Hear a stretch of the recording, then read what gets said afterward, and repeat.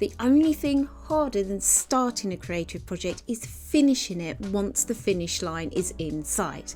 That's why project pacing is essential. Have you ever experienced this? You've made some major progress on a challenging project. You've worked your butt off, racked up some serious hours getting things done, and now, finally, the project finish line is in sight. But task burnout and a side order of scope creep have caused you to come to a grinding halt.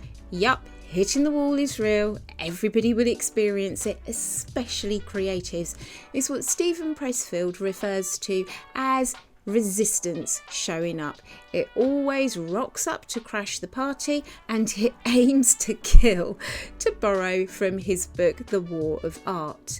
You can't avoid it, all you can do is have the wherewithal to spot it when it shows up and hopefully have enough juice left in the tank to defeat it. That's why setting a steady project pace is everything when it comes to completing a creative project, because if you sprint ahead at the start of the race by pulling a few all-nighters for example, your energy levels will get depleted fast and you'll end up hitting that wall hard with nothing left to defeat resistance. So that got me thinking, what does setting a steady project pace actually look like in real life?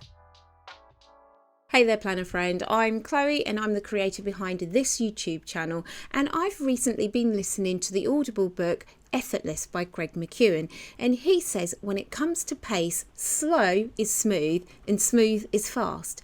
Now, although that sentence sounds very clever, it didn't really land for me at first until I combined it with Steven Pressfield's notion around resistance. Because if we can make things smooth, we can remove resistance, or to look at it from the other direction, resistance will cause friction that will slow us down, use up our energy and kill our creative endeavours. Okay, so we need to make things smooth and steady so we can reduce the effect of resistance, but that still doesn't quite get us to the how we actually do that. One thing Greg McKeown recommends in his book Effortless is setting a pace rate and vowing never to go above or below it.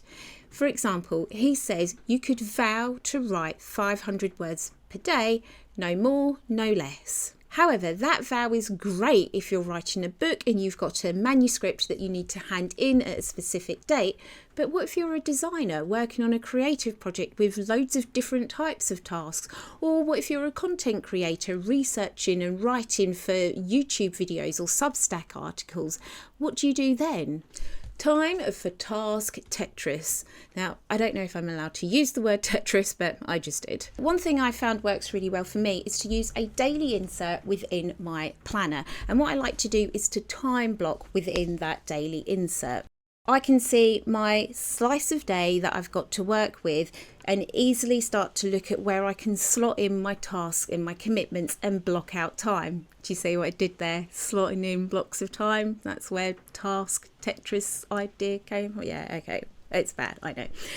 But the beauty of this is that I know the best time for me to do my deep work is in the morning. That's when I've got my highest energy levels, and that's when I'm going to make the best progress on my creative projects. But I can also make a vow to pick my time container, my block of time, and never overfill that container or underfill it by trying at least to be strict with myself with that block of time. If you're interested in the daily insert that I use in my planner, I'll drop a link in the description. It's a printable download, so you can instantly get your hands on it and start using it. Time for those next actions. What would setting a project pace look like for you? Is there a word count that you could set, or a daily time spent using a stopwatch to hold you accountable? Or maybe it could be a task completed per day with the help of time blocking.